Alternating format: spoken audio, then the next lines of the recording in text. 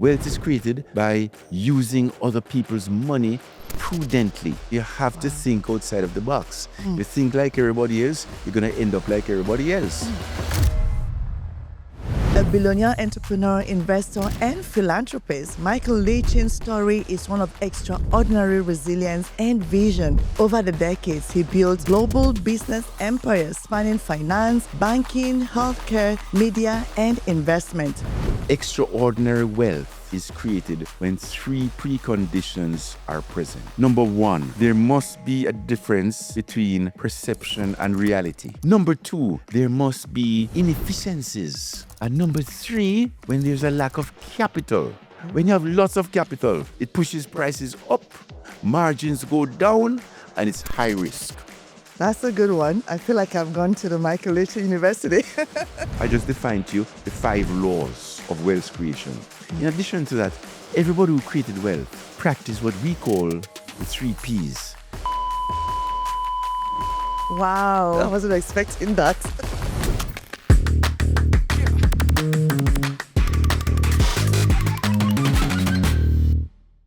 Watch the podcast on Spotify, follow us on social media, and visit leadersandiconsonline.com. Leaders and Icons with Patricia is a production of Diamond Plus Media.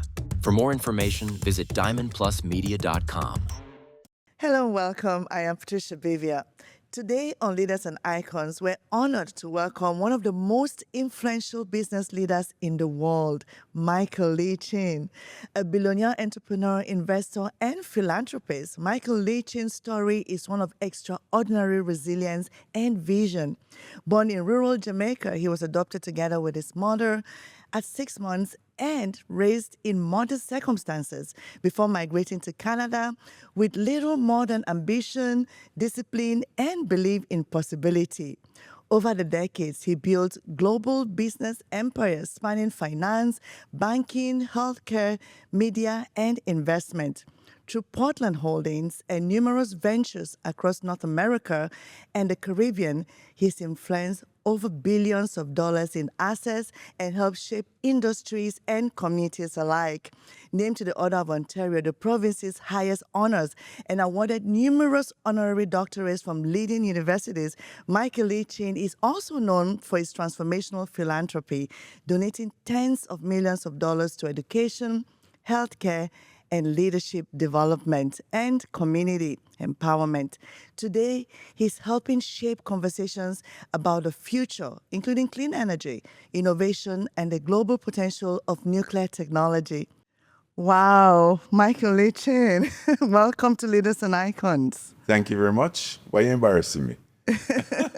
I know we saw in Jamaica last summer at the Jamaica Summit, where you got an award. Yes. And I was honored to present it to you. So it's so great to see you again. Thank you very much for being here. So you go from the cold to coconut. Exactly. I go between here and Jamaica. Okay. So I'm fortunate I get a break periodically, very periodically. That's good. When you think about your life from that little boy growing up in rural Jamaica who was adopted at 6 months together with his mom to having this empire and this extraordinary life, when you look back, what are you thinking in this moment? What, makes you feel like, yes, I did it? I may have extraordinary trappings, but I also have human ups and downs, the ups and downs of everyday life. So I just want to clarify that. Yeah. And it's how you manage through the troughs, the ear pockets of life that really determine who you are. So when I look back, I feel that I was blessed to have been born, number one, in an era I could get educated. I could have ambition, aspire, work, achieve my aspirations. So I feel blessed that I was born in the era in which I was born, that I had these opportunities. I feel blessed because I was born to this particular lady who was a role model.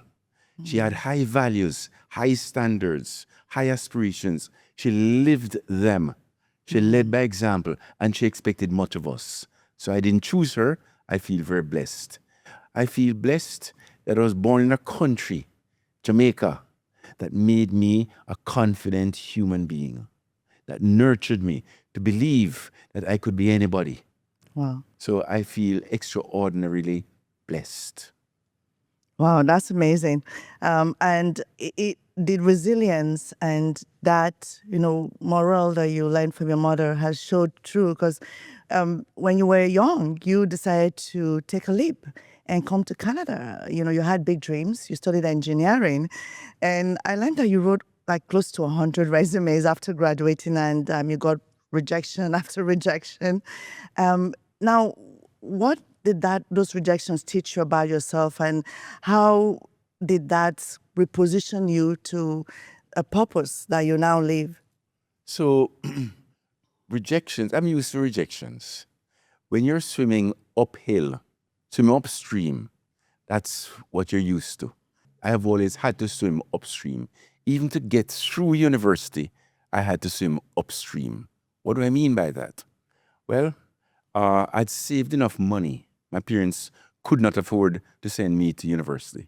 So I'd saved enough money by working on a cruise ship, working this is after high school, working as a lab technician in Jamaica. So I saved enough money, $2,000 at the time, to come to Canada. I didn't know where I was going to get my second, third, nor fourth year tuition room and board from. But I came anyway because my attitude was, I'm going to figure it out. I will figure it out. I don't need to wait for all green lights before I go. So at the end of first year, university, engineering, I needed $2,000 for the next year. So I'd worked on campus in the landscaping department. Okay. Come July, middle of July, I'd saved $600. Wow. So there was no way I was going to save another $1,400 by the end of September, middle of 1st of September. So what did I do? I couldn't get a scholarship, nor could I get a student grant from Ontario. So what I did, what every single starving student would do, I wrote to the Prime Minister of Jamaica. No kidding. Yes, no kidding. Wow. And I said, Prime Minister, I noticed that every year you send an emissary of recruiters to recruit the fourth-year engineers. I'm a starving first-year engineering student, and I've been writing to your services commissions.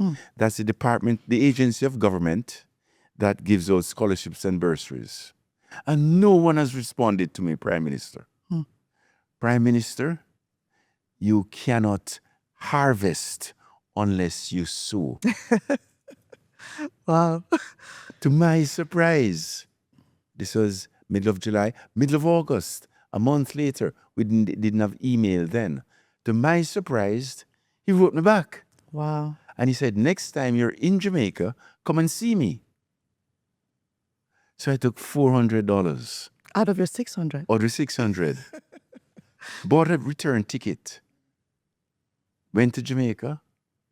I didn't meet the Prime Minister. I met his permanent secretary.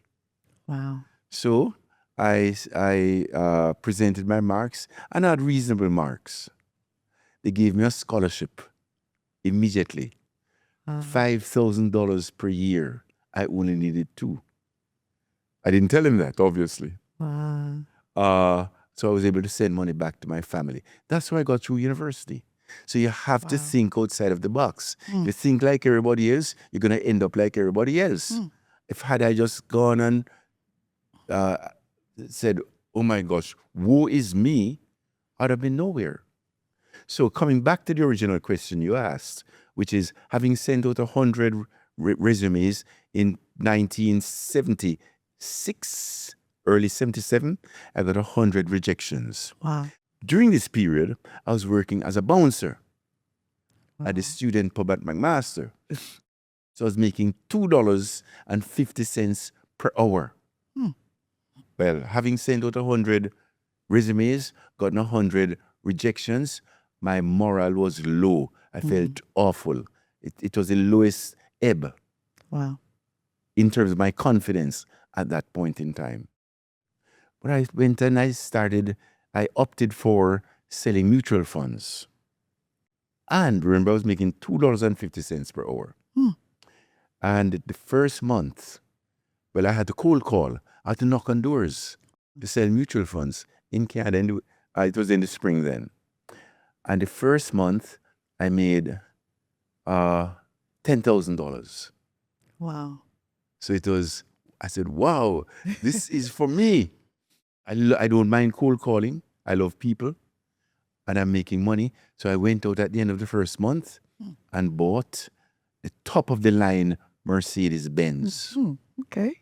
And that was my calling card.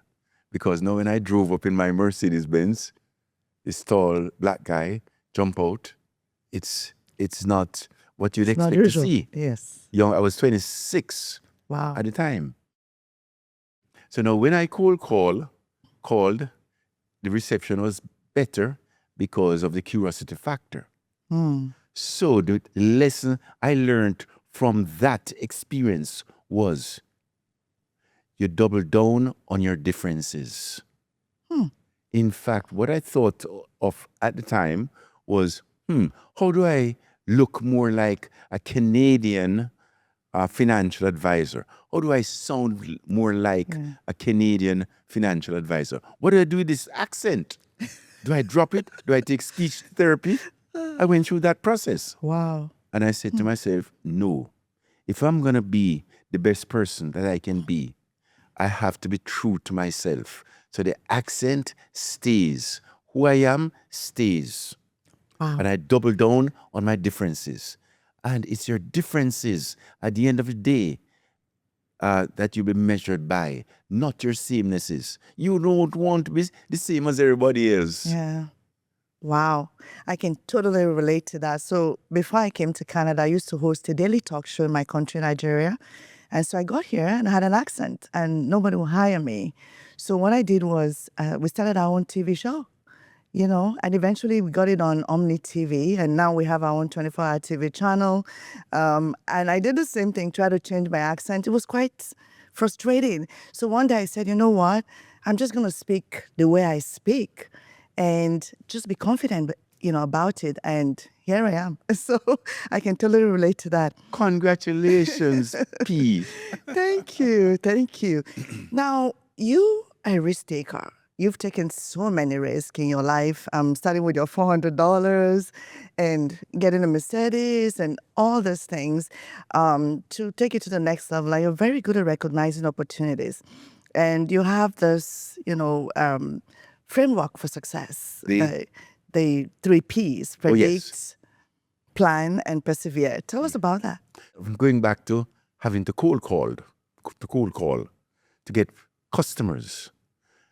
So when I got the customers, the prospects home, before I rang the bell to get to be admitted, to be sold, to sit with them across their kitchen table, I would say to myself, wow, this family here is being so gracious in inviting me to come and give them advice, to counsel them on how to create wealth. I felt such a debt of gratitude that they'll be so gracious to me to listen to what I have to say. I'm not entitled. So I said to myself, Mike, for their graciousness in inviting you into their home, to have you help them to plan what is the highest value add you can give to them. And the answer was, Mike, make them wealthy. Make them wealthy. Yeah. Then I thought, oh my gosh, is there a formula that if you practice consistently, the only outcome is wealth? Because if there is such a formula, I want to know what that formula is. I'm going to live it. I'm going to be committed to it. I'm going to have conviction towards it if I can find that formula. And one day, I'm going to be the role model for that formula. I brought the scientific process to finance. As a scientist, I'm an engineer. As a scientist, When you have a question that you want to solve for, you go through the following protocol. Number one, you observe. You look through your microscope. Yeah. You observe. Secondly, you create a hypothesis from your observations. Thirdly, you stress test your hypothesis. And if it holds true under different conditions, under all conditions, ideally, then you codify it. And then you hardwire it. If it, as I said, if it holds true under all conditions, then your hypothesis becomes theory. So I went through that process to apply to the question at hand. Is there a formula that you practice consistently? The only outcome is wealth. Over time, I figured it out. Wealth is created by everyone who created wealth. Created, not marry into it, not steal it, not win it, but who created it. They often did 8 things. Number 1, they own a few high-quality businesses. Number 2, they really make sure they understand those few businesses. Investing is all about understanding what it is you're owning or you want to own. Number 3, they make sure that whatever they're thinking of buying, that asset is domiciled in a strong long-term growth industry. Number 4, wealth is created by using other people's money prudently. And lastly, wealth is created by simply holding those few high-quality businesses for the long run. In addition to that, there's 3 more, which so I just defined to you the 5 laws of wealth creation. In addition to that, everybody who created wealth practiced what we call the 3 Ps. They took a view of the future. They predicted something. Right. They planned for their prediction. And thirdly, they persevered with their plan. So if you want to create wealth, you have to combine the 5 laws with the 3 Ps. Wow. That's a good one. I feel like I've gone to the Michael Lee University. Yeah, that's a good one. On that note, we'll take a very short break. And when we come back, we'll continue our conversation with billionaire entrepreneur, a man who's changing the world of finance, health, media, and so many other industries. Stay with us. Leaders and icons. We'll be right back. The wealthy invest differently. At Mandeville, we understand this and are committed to making clients wealthy by providing access to quality investment opportunities typically reserved for the world's most affluent investors and institutions. That does not happen by chance. It requires discipline, long-term thinking, access to quality investment opportunities, and a sound investment framework. The Mandeville difference is inspired by the principles and behaviors of some of the world's most successful wealth creators. These investor role models think differently. They focus on ownership.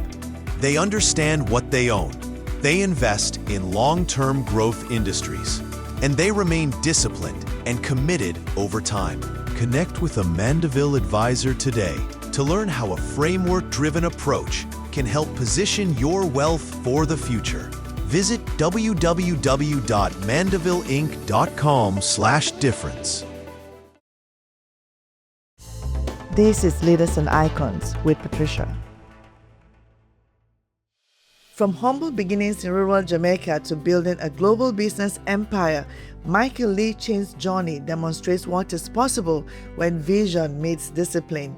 Today, his businesses span multiple industries and countries, but he believes the principles that created success are just as important as the success itself. He shares the mindset that he believes continues to support his growth and pursuit of new opportunities.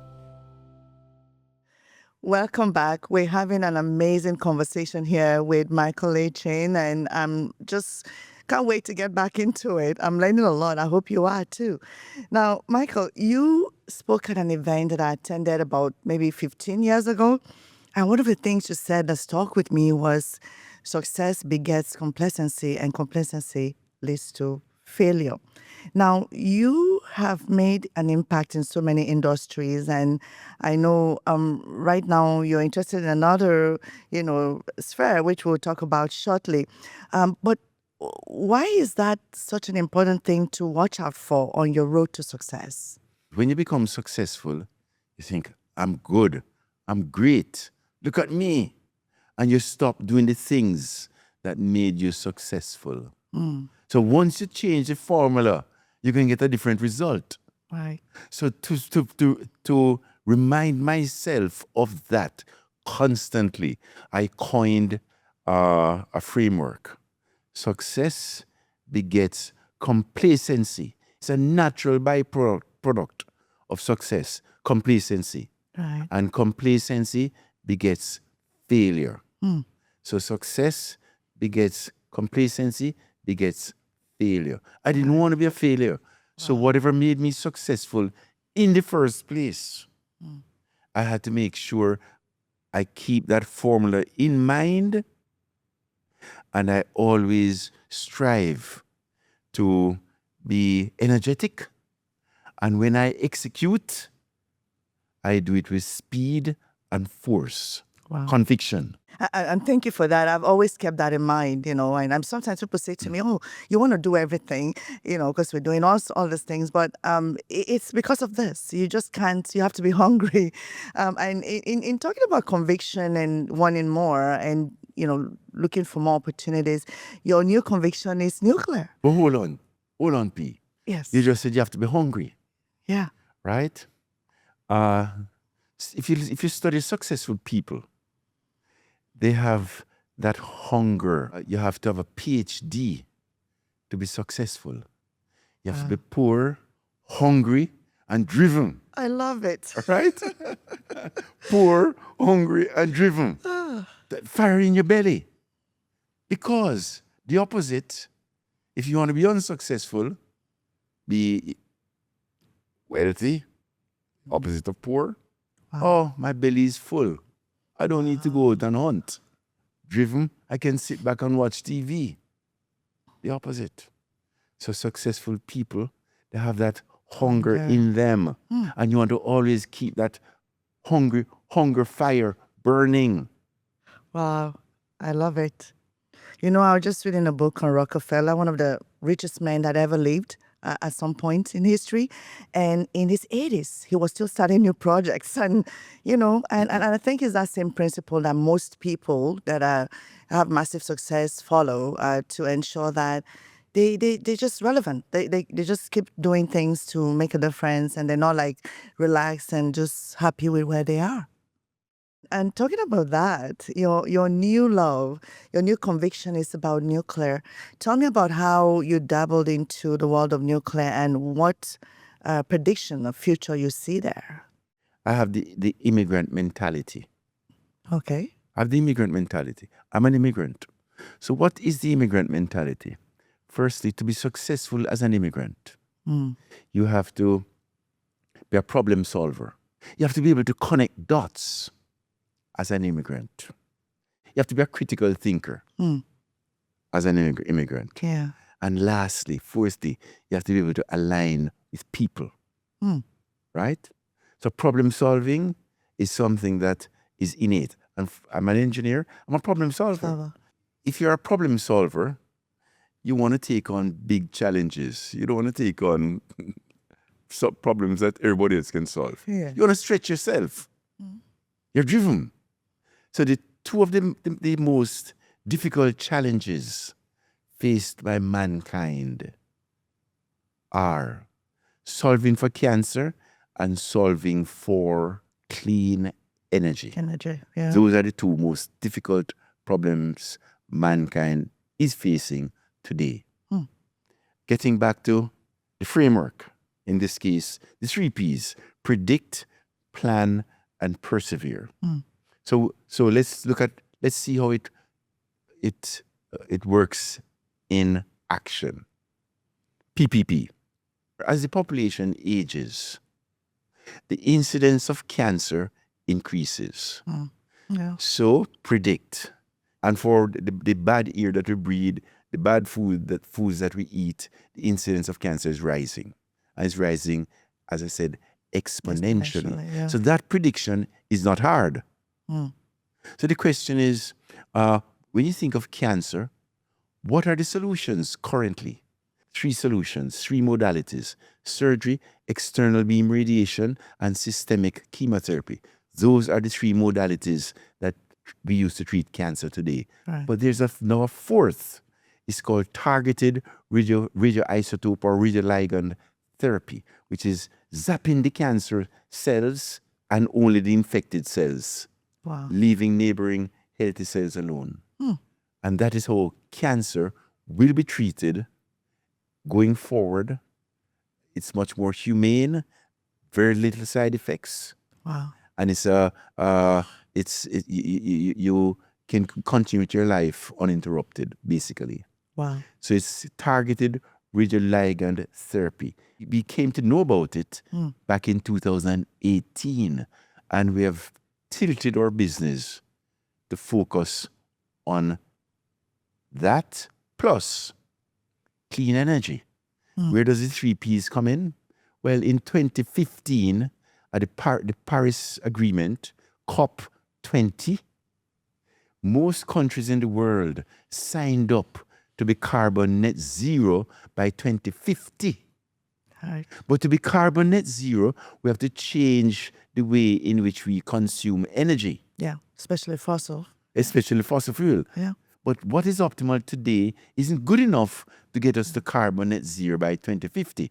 We need a different baseload, central hub type fuel, Right. which has the same characteristics: always on, highly scalable, and high energy dense, but clean. Right. So the only such source is nuclear fission. Only such source. Wow. So the energy mix of the future will be the following: hub and spoke model. Okay. That's a constant. Right. But now we're going to replace, over time, fossil fuels with nuclear, and now combined with renewables. That's optimality. That's future optimality. Right. So that's a prediction we made 4 or 5 years ago, that this is coming. Also, countries will need to move to this model, Right. but which is nuclear at the center. But most countries do not have the nuclear muscle. So there's going to be a huge demand by every country in their quest to be carbon net zero. Net zero, There's going to be a huge demand for nuclear professionals, nuclear know-how. Wow. Canada is one of 6 tier 1 nuclear countries in the world. There's Canada, United States, France, UK, Russia, China, 6. So Canada has the opportunity, and Canada is vertically integrated. We are from uranium right to the technology, right, in the CANDU reactors. Yeah.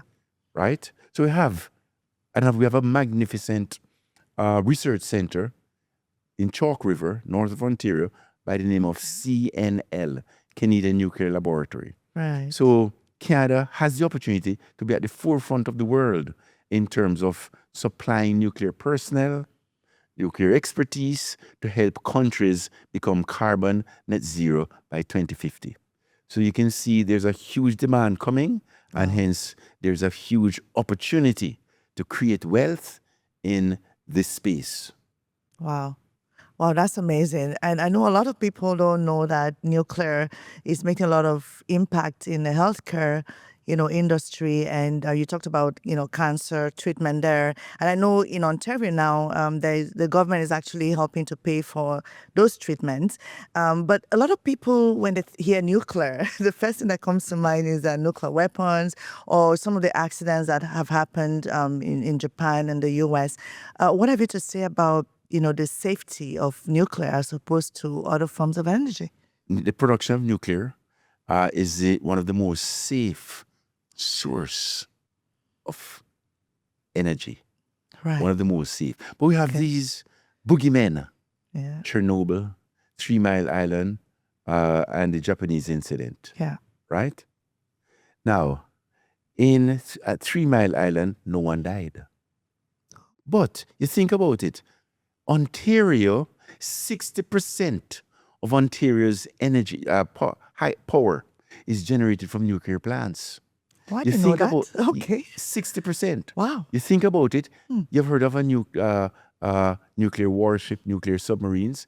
They all have a nuclear reactor. When was the last time you heard of a nuclear warship melting down because of the reactor in it?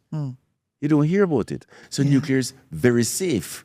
But nuclear will now come to us not only in the form of these gigaplants, but mostly in the form of small modular reactors that can be built in factories like cars or airplanes, or micromodular reactors. So we can pump them out much quicker, on time, for a fixed price.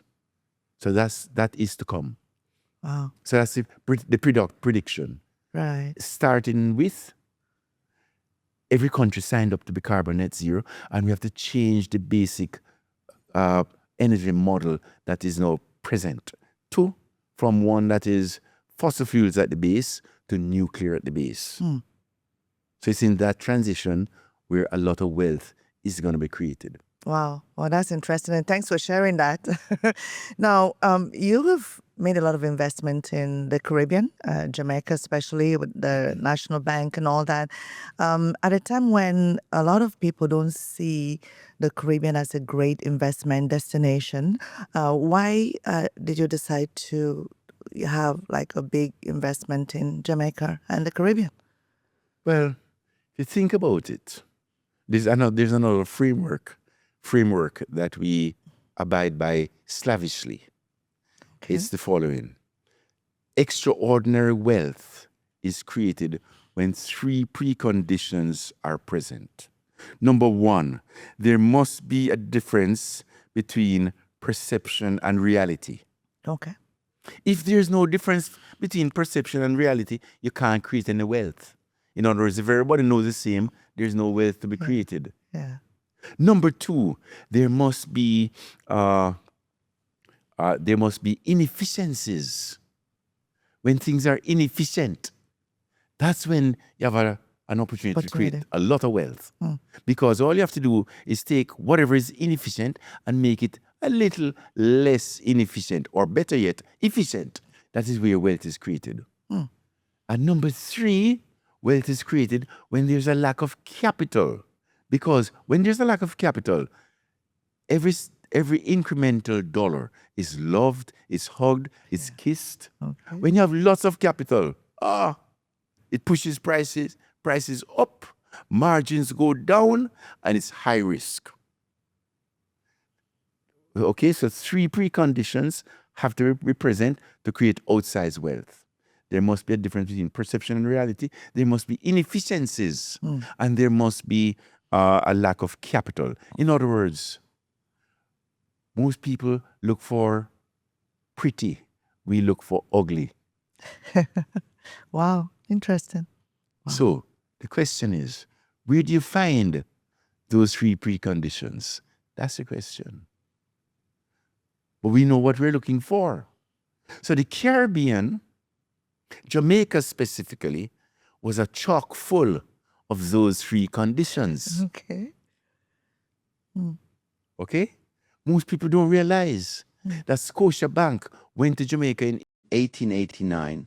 Wow. And in 2002, when I bought NCB, Scotia was in 50 countries. Wow. And Scotia, Jamaica, 1 out of 50, including Canada, gave Scotiabank, I think, between 7 and 8% of their profits. Wow. I didn't know that. Yes. Secondly, Scotia International in 2002. Now, international exclude Canada, the rest of the world. We're in 49 countries approximately. Right. Jamaica was a centerpiece of Scotia International's profitability. Jamaica gave Scotia nearly 25%. Scotia International, nearly one country out of 49, gave it nearly 25% of its earnings. That's the Right. difference between perception and reality.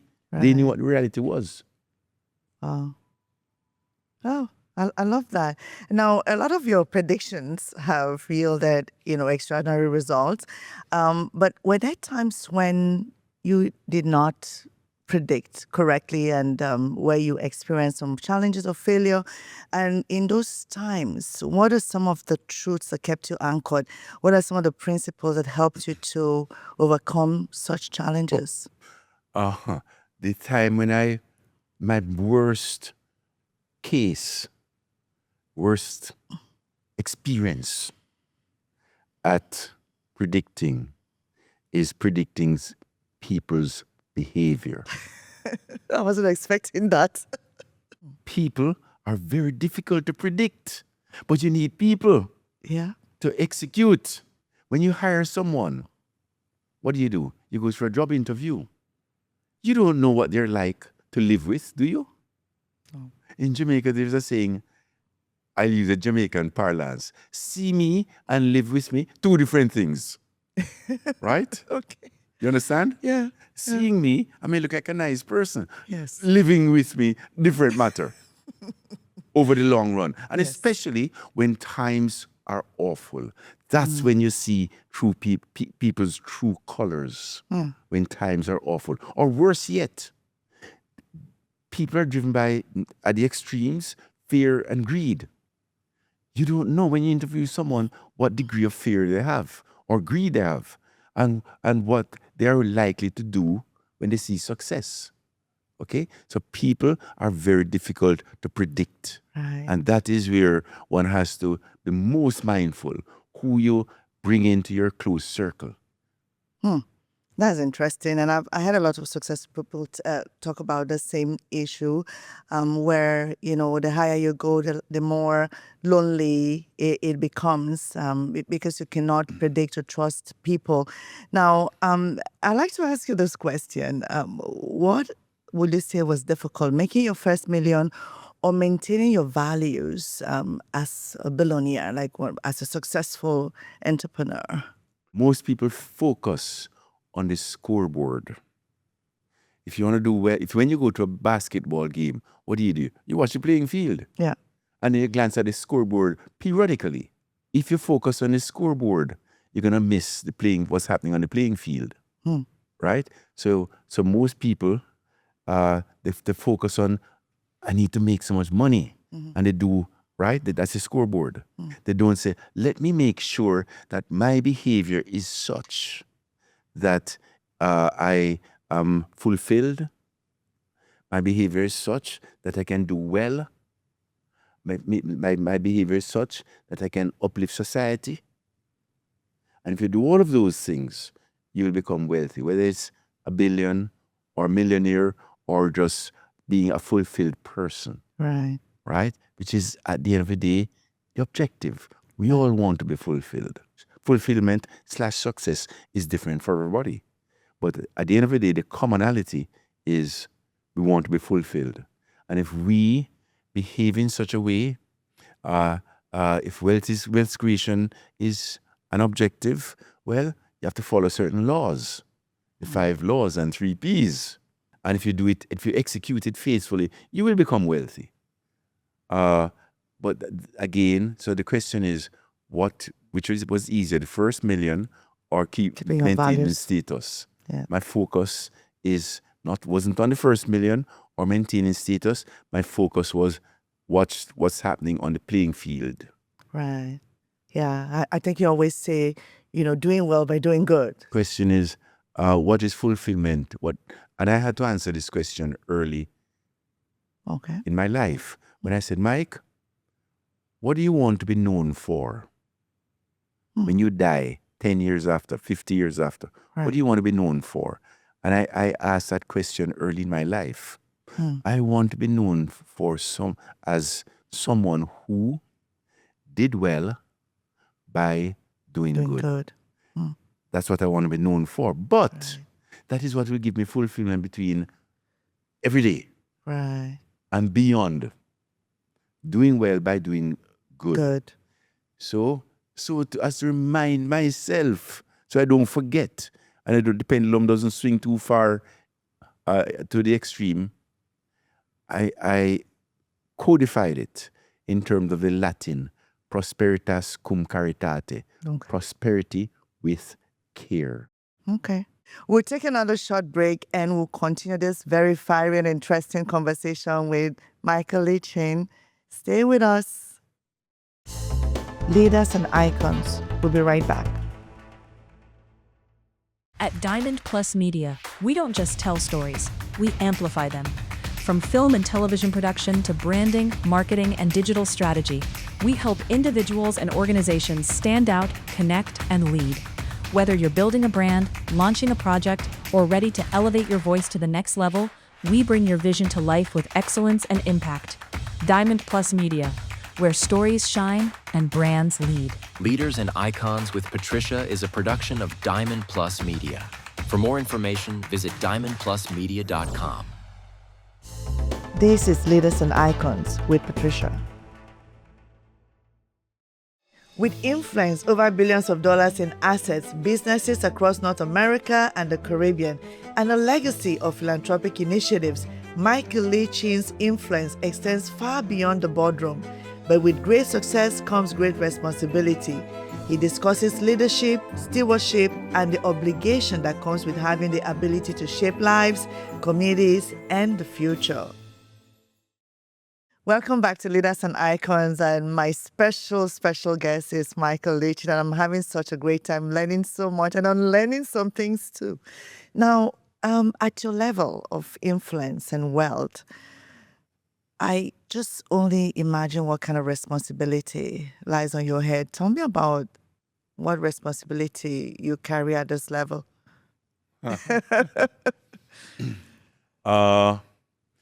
responsibility is to use the experience that I have procured, lived, the wisdom I have garnered, and to make sure that, starting with my first concentric circle, my family, Right. I impart as much as I can to them by living by example, by explaining to them the frameworks behind my behavior so they can learn. Yeah. That's my first concentric circle, making sure that they get the benefit of my ups and downs, my experiences, ups and downs. Second concentric circle would be people who are working with me, staff, making sure that we have the right culture, making sure I set the tone for the right culture. And, culture is a big thing for companies, for families. Right. So what is the culture that we are focused on? We embody it in terms of the word, the word care, Okay. right? Mm. So we have a culture of care, collaboration. Okay. As a family, Yeah. you have to collaborate with each other. Right. C. Accountability. Mm. R, respect.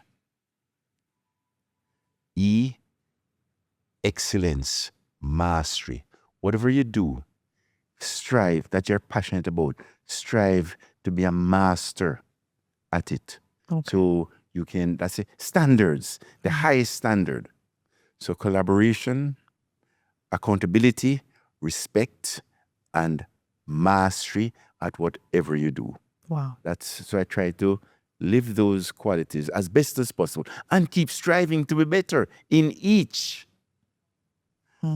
My family, then the organizations Right. that I am associated with, the businesses that I own, we have that care culture also. Okay. So that's my biggest responsibility, to make sure that I radiate, starting with what I can control. In this case, I have influence over my family, Right. my businesses, and if it makes sense to other, even competitors, Right. here, do the same. We'll teach you how to do it, because in so doing, we'll make a much better society. A society, ideally, we love to have a society that cares. Right. Care. Yeah. We'd love to have a society with the culture of collaboration. wouldn't we? Collaboration. Yeah. Accountability, respect, and high standards or excellence. Excellence. Yeah. A society. So my responsibility, going back to the original question, is to go back to making sure that we behave in such a way that we can be examples. Okay. Whether it's I'm a father, I have to be an example. I'm a Right. chairman, I'm the owner of businesses, I have to be an example. What example? Care. Wow, I love it. And as I walk around, this massive building, I see some very inspiring things on the wall. Speaking about the culture that you just talked about, we're living on certain times. We have a lot of disruptions. Now we have AI, and we have war, economic upheaval, and all kinds of things going on. What kind of a mindset do people need to have in uncertain times like this? So tell me, when in history could you not have said what you just said? When in history? We're always in changing times. We're Right. always in times where there's upheaval. That's Right. out of changing times, out of upheaval come a new day, a different day. But over time, mankind has progressed. Over time. So notwithstanding the ups and downs, the trend line is up. How can we make sure that we remain relevant? Right. That's the question, right? Yes. Well, there are 6 qualities that successful people have. And we always have to remember these 6 qualities. Number 1, they're smart and creative. Wow. Okay. You have to be smart and creative to understand what's happening and to pivot. Right. Number 2, successful people are hardworking. Number 3, successful people are hands-on. Right. Number 4, successful people, they are purpose-driven. They're passionate. They're frenetic. High energy. Wow. Number 5, successful people have a high expectation of themselves. And number 6, successful people have a high expectation of their organization. Maybe their family, their community, their enterprise. So those are the 6 qualities that successful people have. Wow. And every day we have to make sure that we burnish them off and we Right. work towards making them better. To Right. make them better, I'm committed to a growth mindset, irrespective of what challenges I'm facing. I can grow. Growth comes out of challenges also. Right. In fact, the most growth comes out of the big challenges. Right. Precisely. One has to be committed to being a master at something, or else you're going to just be a number, 1 of 8 billion. I love it. I really love it. Now, all this wisdom, I'm so happy that you're finally doing a memoir. And I know you can't say too much about it now, but why did you think this was the right time to release a memoir on your journey? I wanted to make sure that, firstly, my family knew exactly where the founder came from and what the founder, Yes. had to do, how I handled good times, how I handled bad times, how I treat everybody, from the king or the queen to the average person. They have to understand. They have to understand the principles. In fact, I can summarize by saying, to be successful in life, you have to do a few things. Number 1, you have to identify a role model. Number 2, get the recipe from the role model. Right. How did you do it, role model? Yeah. And number 3, don't change the recipe, do the same. Wow. right? Role model, recipe, do the same. So to understand their role model, start with my family, I had to go through my life's journey, the influence that my mother had on me, Wow. right? The love I had for my mom that drove me to make her proud, Oh. right? So I wasn't going to be mediocre because my mommy put in too much, dedicated and sacrificed too much for her not to have seen a big dividend in the success of her son. Wow, you make me want to cry by that. Now, when generations of lead chains in the future, 100 years from now, read that book, that memo, and get to know your story, what would you hope that they will say about you? Prosperitas cum caritate. Okay. Prosperity with care. So 50 generations from now, prosperitas cum caritate. If they can live by that, that is what will continue. That is what will, that's a formula for intergenerational success. Right. Doing well, you have to understand how to do well by doing good. By doing good. Wow, I love it.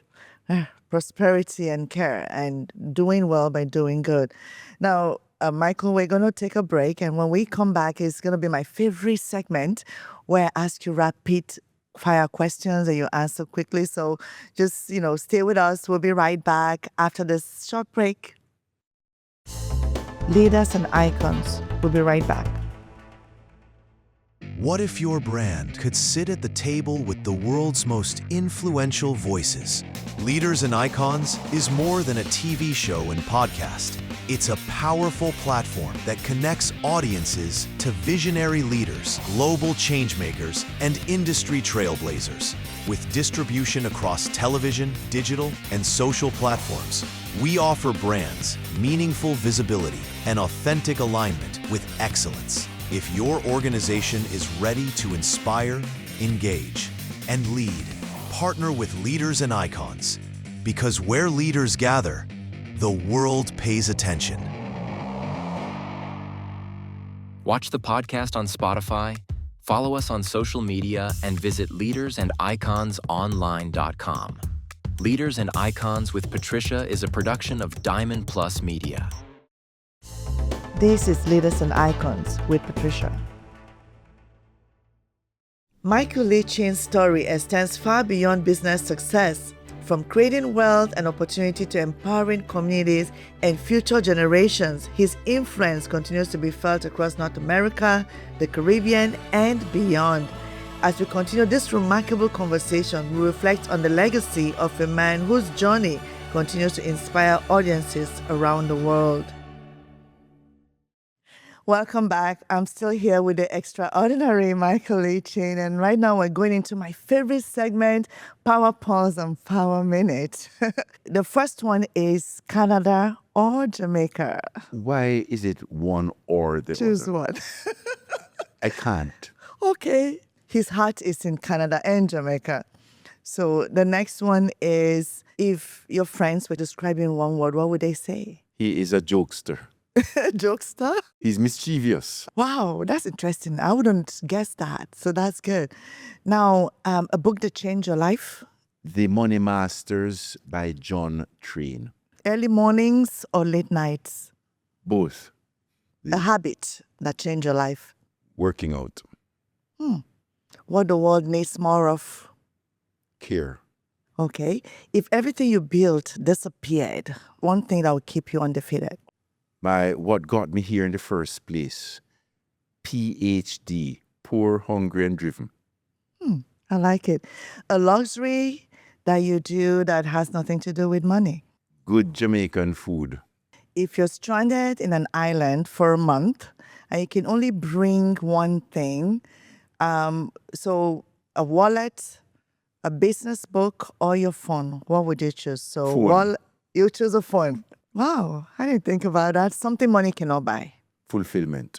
We're going to go into Power Minute. So the first thing is, what is leadership to you? Leadership is recognizing that you're inordinately blessed and wanting to impart all that you know, all that you have access to other people. Integrity.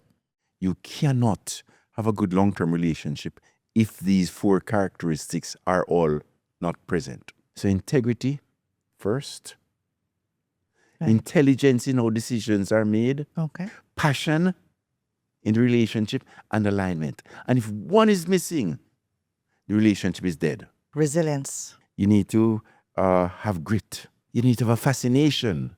You need to commit to self-improvement. You need to be driven by a purpose.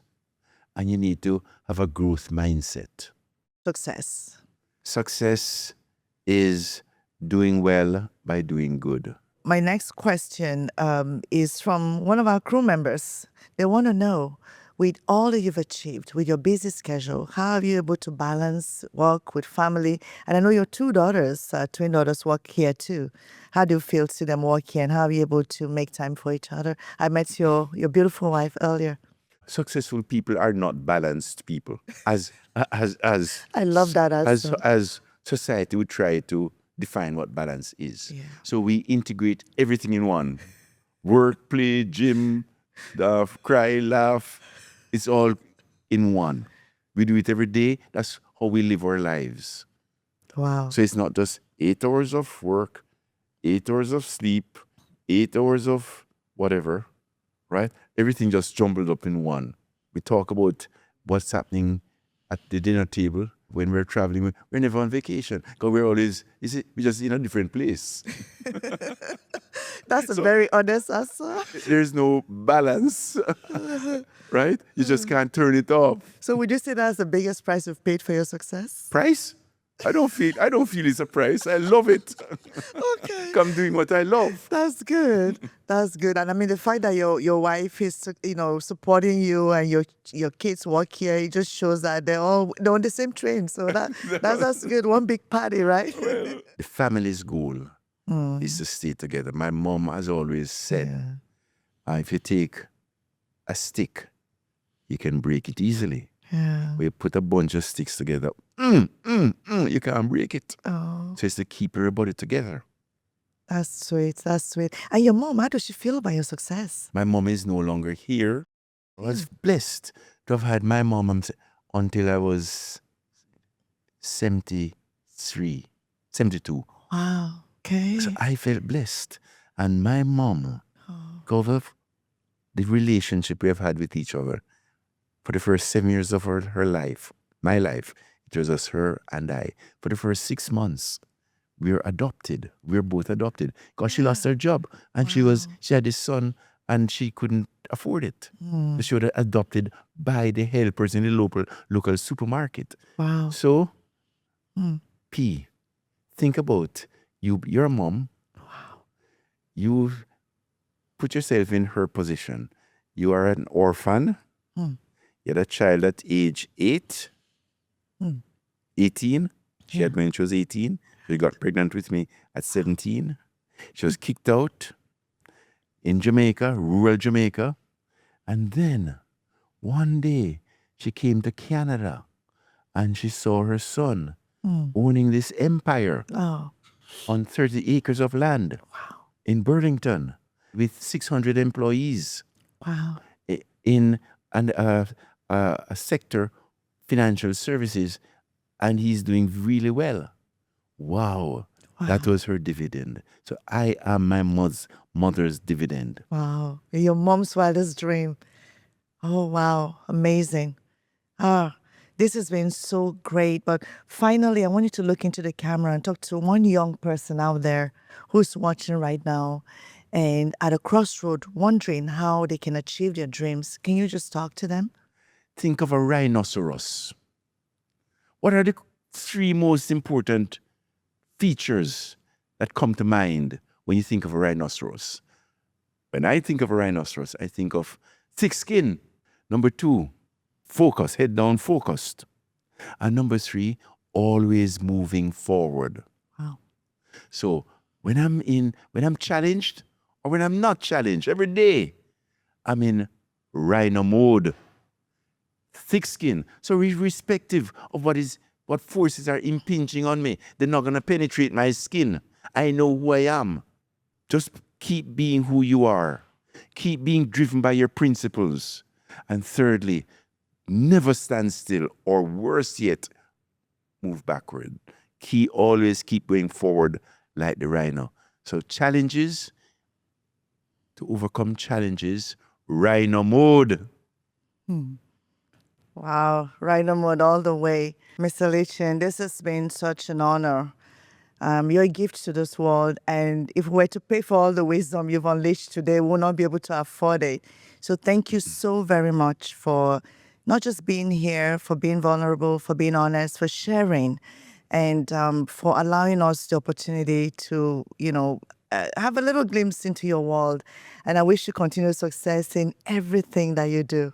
Be the same for you and your endeavors, your family, and what you are trying to do in terms of shedding positivity to the world. Rhino mode. Rhino mode all the way. All the way, rhino mode. Okay. Thank you so much. My pleasure. Yeah. Watch the podcast on Spotify, follow us on social media, and visit leadersandiconsonline.com. Leaders and Icons with Patricia is a production of Diamond Plus Media. For more information, visit diamondplusmedia.com.